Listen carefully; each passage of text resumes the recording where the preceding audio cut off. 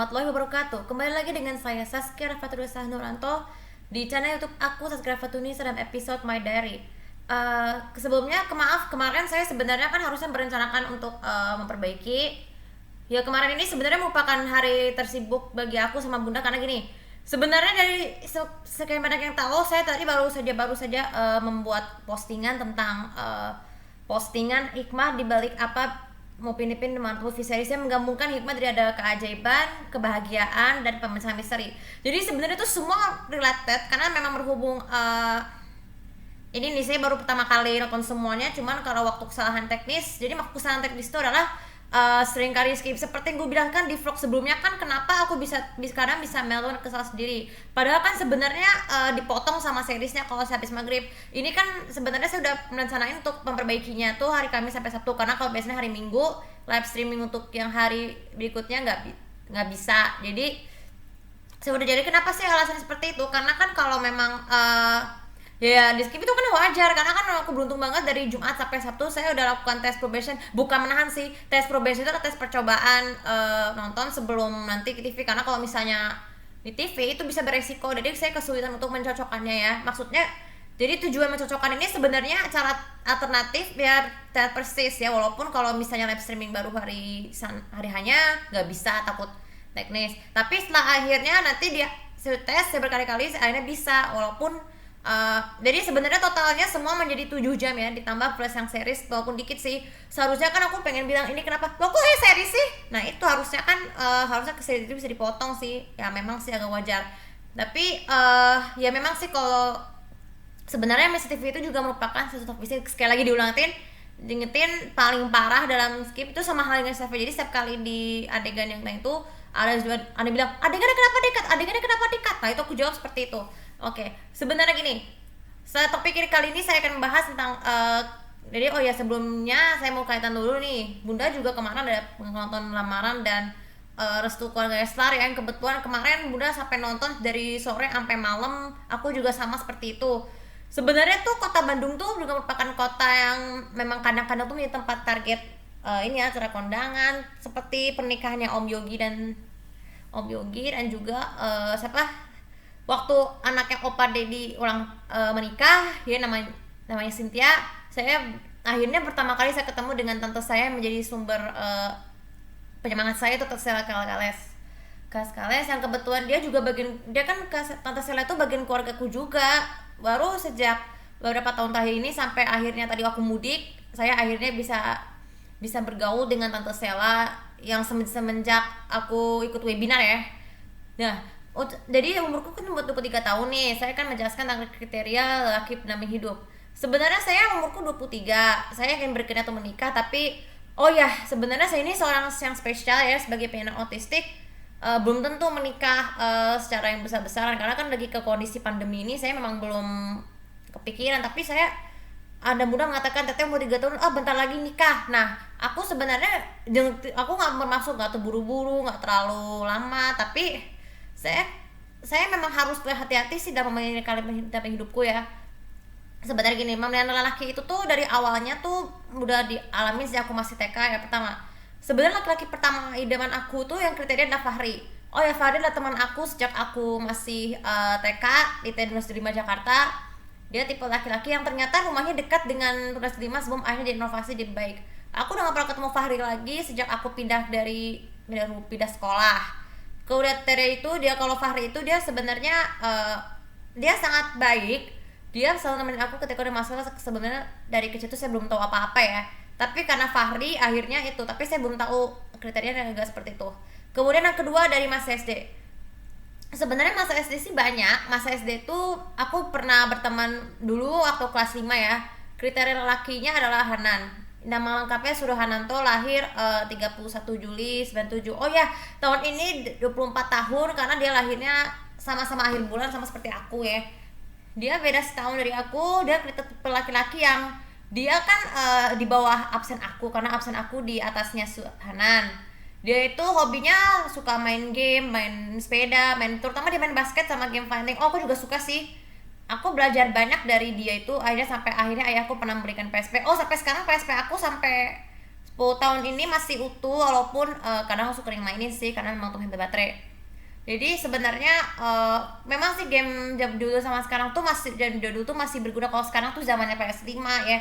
Sebenarnya saya punya niatnya buat perbaiki Xbox 360, walaupun ya kalau misalnya covidnya pergi saya seperti itu. Jadi kriterianya kalau misalnya aku nikah sama Hanan, di misalnya bukan beneran ya, jadi saya akan tetap setelah menikah saya akan mencoba untuk berbulan madu, yaitu membeli baju oleh-oleh, termasuk untuk bukan hanya untuk keluarga, tapi saya juga ingin beli apa yang dia suka termasuk aku, yaitu video game. Jadi biar nanti saat aku udah punya seorang anak ya, udah punya seorang anak baik laki-laki atau perempuan, saya akan lebih fokus pada anak-anak ya kalau misalnya butuh aku.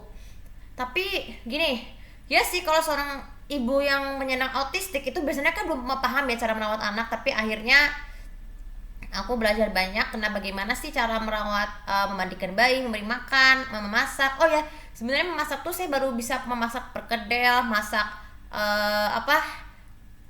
Masak perkedel, masak eh, nugget fillet. Terus kebetulan bunda aku juga ngajarin aku memotong-motong daging, tapi yang nggak boleh daging ikan, karena misalnya daging ikan itu banyak durinya ya. Memotong daging itu harus kecil-kecil, terus kemudian diberi kemudian diberikan air yang bersih ya. Itu oh ya, ini jadi salah satu masa makanan aku sebagai autistik adalah merendam sup ya, merendam sup sayur setiap hari Senin sampai Sabtu, dan kemudian membuat penutupnya untuk, tapi saya udah bikin sih, punya dokumen resep makanan harian setelah menikah seperti itu. Aku masih sampai sekarang masih punya ya, supaya nanti saat aku bisa belajar masak bisa ngerti. Nah kemudian, nah ini kriteria harian. Kalau misalnya aku ibu, saya bisa bekerja dari rumah, bisa bikin story, bikin vlog cerita The Sims ya.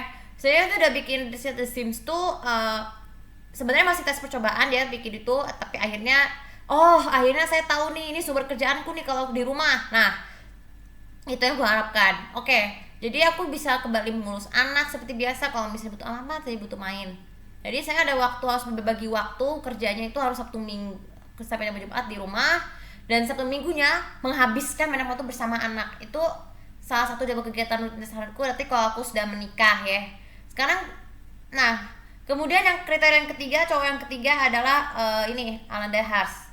Jadi ini paling, dia sama umur seperti Hana, dia setiga aku SMP saya kenal dia, tapi bilang saya nggak terlalu tertarik karena dia terlalu tinggi, jadi sehingga tidak mungkin kan kalau Ben Alan Harris itu dia nilainya sangat baik. Aku belajar banyak dari dia, bagaimana sih dia tetap belajar fokus. Itu kriterianya ya. Dan kriteria yang keempat adalah cowok kriteria adalah Muhammad Dwin Setiadi. Dia teman aku juga waktu SMA, dia senyum aku, Saskia ya, membuat aku tuh sampai dengar teringat, aku seneng banget nih. Aku sampai akhirnya, walaupun di SMA tuh saya belum berani jatuh cinta karena memang mengikuti peraturan sekolah. Jadi gini, sejak dari SD sampai TK sampai SMA ya, atau sampai kuliah itu saya belum pernah berfokus di pendidikan, nggak mau memikirin laki-laki dulu karena takut keburu-buru nih. Takut keburu, fokus dulu ke pendidikan. Itulah kalau memang seorang pendidikan tuh tujuannya untuk belajar, bukan untuk bermesraan seperti ini. Tapi umurku sekarang sudah lulus, alhamdulillah. Kalau misalnya gini, kalau tidak dapat, saya bisa diprediksi akan menjadi istrinya Juan. Oh ya, Juan adalah anaknya dari teman ayahku yang mengajak aku ke Sukabumi ya.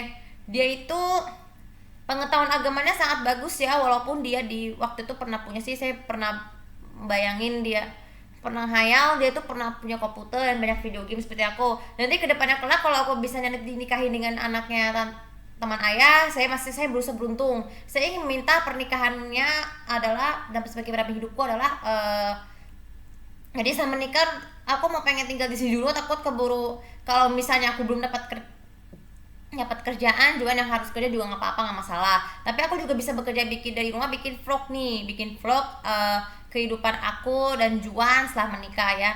Tetapnya tinggal di sini, tapi nanti kedepannya bisa tinggal di apartemen atau di ya pokoknya dekat. Biasa takutnya nanti kalau misalnya aku kan seperti yang aku bilang, aku tuh spesial jadi aku harus jadi orang spesial yang bisa nikahin dengan orang paling beruntung untuk bisa menjadi penyandang autistik yang bahagia ya. Tapi sebelumnya saya belum pemikir dulu nih, karena kan kalau lagi keadaan COVID belum tentu kan kepikiran, belum terlalu cepat kan.